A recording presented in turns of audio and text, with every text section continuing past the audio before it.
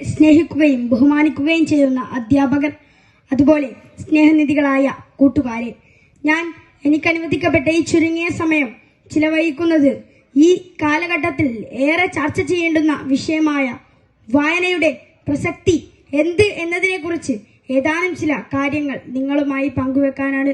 ഒരു വ്യക്തിയുടെ സമഗ്രമായ വളർച്ചയ്ക്ക് പിന്നിൽ വായന വഹിക്കുന്ന പങ്ക് വളരെ വലുതാണ്. ഒരു വ്യക്തിയുടെ സ്വഭാവം, വ്യക്തിത്വം, സംസ്കാരം എന്നിവ നിർണയിക്കുന്നതിലും അത് പാകപ്പെടുത്തുന്നതിലും വായനയ്ക്ക് സുപ്രധാനമായ പങ്കുണ്ട്. ആ വായനാശീലം നിങ്ങൾ ഇഷ്ടപ്പെടുന്നുവെങ്കിൽ പുസ്തകങ്ങളുമായുള്ള ചങ്ങാത്തം നിങ്ങൾ ആരംഭിക്കുക. അങ്ങനെ പുസ്തകങ്ങളുമായി ചങ്ങാത്തം ആരംഭിച്ച ദരിദ്ര കുടുംബത്തിൽ ജനിച്ച എബ്രഹാം ലിങ്കന്റെ കുട്ടിക്കാലത്തെ കുറിച്ച് നിങ്ങൾ കേട്ടിട്ടുണ്ടോ? സ്വന്തമായി ഒരു പുസ്തകം വാങ്ങാൻ പണമില്ലാത്തതിനാൽ വായനയ്ക്കായി മറ്റൊരാളിൽ നിന്നും ഒരു പുസ്തകം വാങ്ങുകയാണ്. അത് നനഞ്ഞു പോയതിന്റെ പേരിൽ തിരികെ നൽകാൻ സാധിക്കാതെ വന്നപ്പോൾ പുസ്തക ഉടമയുടെ വീട്ടിൽ 2 ദിവസം ജോലി ചെയ്തു കൊടുത്തിട്ടാണ് അദ്ദേഹം ആ കടം വീട്ടിയത്. ചരിത്ര താളുകൾ മറിക്കുമ്പോൾ നമുക്ക് കാണാൻ സാധിക്കുന്നത് ആ ദരിദ്രനായ ബാലൻ ലോകമറിയുന്ന അമേരിക്കൻ പ്രസിഡന്റായി തീർന്ന യാഥാർത്ഥ്യമാണ്. ഇതിൽ നിന്നും നമുക്ക് വായിച്ചെടുക്കാൻ സാധിക്കുക വായന നമ്മെ ഉയരങ്ങളിലേക്കല്ലാതെ കൈപിടിച്ചുയർത്തുകയില്ല എന്ന സത്യമാണ്. വായിക്കാൻ തിരഞ്ഞെടുക്കുന്ന പുസ്തകങ്ങൾ നാം തിരഞ്ഞെടുക്കുന്ന കൂട്ടുകാരെ പോലെയാണ്. അത് നമ്മെ നേരായ പാതയിലൂടെ നടത്തും, തീർച്ച.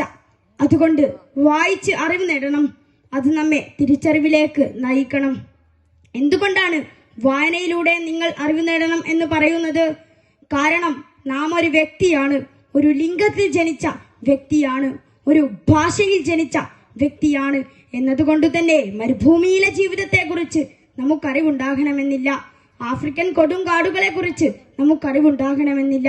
എന്റെ ശബ്ദം ശ്രവിക്കുന്ന പുരുഷ വിഭാഗത്തിന് ഒരുപക്ഷെ എന്നെയും നിങ്ങളെയും നൊന്ത് പ്രസവിച്ച മാതാവ് അനുഭവിച്ച വേദനയും ത്യാഗവും എന്ത് എന്നതിനെ കുറിച്ച് അറിവുണ്ടാകണമെന്നില്ല. ഇങ്ങനെ ഒട്ടനവധി അറിവും അനുഭവവും തിരിച്ചറിവും നൽകുന്നതിന് വായന സഹായകമാണ്. നിങ്ങൾ വൈക്കം മുഹമ്മദ് ബഷീറിന്റെ അമ്മ എന്ന ചെറുകഥ വായിച്ചിട്ടുണ്ടോ? ആ ചെറുകഥ നമുക്ക് ആരാണ് അമ്മയെന്നും മാതൃസ്നേഹം എങ്ങനെയാണെന്നും നാം അമ്മയോട് കാണിക്കേണ്ടുന്ന ആദരവും ബഹുമാനവും എങ്ങനെയാണെന്നുമുള്ള അറിവ് നൽകുന്നുണ്ട്.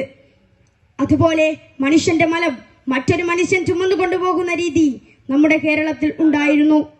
അതിന് മാറ്റം വരുത്തുന്നതിൽ തകഴിയുടെ തോട്ടിയുടെ മകൻ എന്ന നോവൽ വലിയ പങ്ക് വഹിച്ചിട്ടുണ്ട്. ഞാൻ പറഞ്ഞു വരുന്നത് നമ്മുടെ സാമൂഹ്യ ജീവിതവും സംസ്കാരവും ഒക്കെ മാറ്റുന്നതിൽ വായന ഏറെ സ്വാധീനം ചെലുത്തുന്നുണ്ട് എന്നാണ്. നമ്മുടെ ഇന്ത്യയുടെ ആദ്യ രാഷ്ട്രപതിയായിരുന്ന ഡോക്ടർ രാജേന്ദ്ര പ്രസാദ് താൻ നേടിയ പകുതി അറിവും വായനയിലൂടെയാണെന്ന് പരാമർശിച്ചിരുന്നു.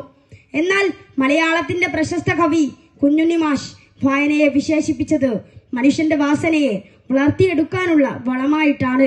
എന്നാൽ അതിന്റെ പ്രാധാന്യം നാം എത്രമേൽ ഉൾക്കൊള്ളുന്നുണ്ട്? വർത്തമാന കാലഘട്ടം ഏറെ ആശങ്കയോടെ ചർച്ച ചെയ്യുന്ന ഒന്നാണ് വായന മരിക്കുന്നുവോ എന്നത്.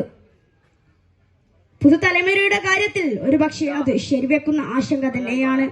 കാരണം മൊബൈൽ ഫോൺ ഒരുക്കുന്ന ദൃശ്യവിരുന്നിലും സോഷ്യൽ മീഡിയയിലെ വിനോദത്തിലും ഓൺലൈൻ ഗെയിമുകളിലും കണ്ണു നട്ടിരിക്കുന്നവരായി നാം മാറുന്നില്ലേ?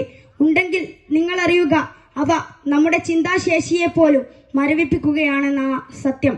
ഈ അറിവ് നമുക്കൊപ്പമുള്ളവർക്ക് കൂടി പകർന്നു നൽകാൻ സാധിക്കണം. ഇതൊക്കെ സാധ്യമാക്കുമോ എന്ന ചിന്ത നിങ്ങളെ അലട്ടുന്നുണ്ടെങ്കിൽ ഒരു ചെറുകഥ കൂടി പറഞ്ഞ് ഞാൻ അവസാനിപ്പിക്കാം. ഒരിക്കൽ അസ്തമിക്കാൻ പോകുന്ന സൂര്യൻ ഈ ലോകത്തോട് വിളിച്ചു പറഞ്ഞുവത്രേ, ഞാൻ അസ്തമിക്കാൻ പോവുകയാണ്. ഇനി ഈ ഇരുണ്ട ലോകത്ത് നിങ്ങൾക്ക് ആര് പ്രകാശമേകും? സ്തംഭിച്ചു നിന്ന ആ ഇരുണ്ട ലോകത്തിൽ നിന്നും ഒരു മൺചിരാത് വിളിച്ചു പറഞ്ഞുവത്രേ, എന്നാലാകും വിധം ഞാൻ നിങ്ങൾക്ക് പ്രകാശമേകാം. മൺചിരാത് ചെയ്തതുപോലെ നമ്മുടെ സുഹൃത്ത് വലയങ്ങളിലേക്കെങ്കിലും വായനയുടെ മഹത്വത്തെക്കുറിച്ചുള്ള അറിവ് പകർന്നു നൽകാൻ നമുക്ക് ഓരോരുത്തർക്കും സാധിക്കട്ടെ എന്ന് ആത്മാർത്ഥമായി ആഗ്രഹിച്ചുകൊണ്ട് ആശംസിച്ചുകൊണ്ട് ഞാൻ നിർത്തുന്നു. നന്ദി.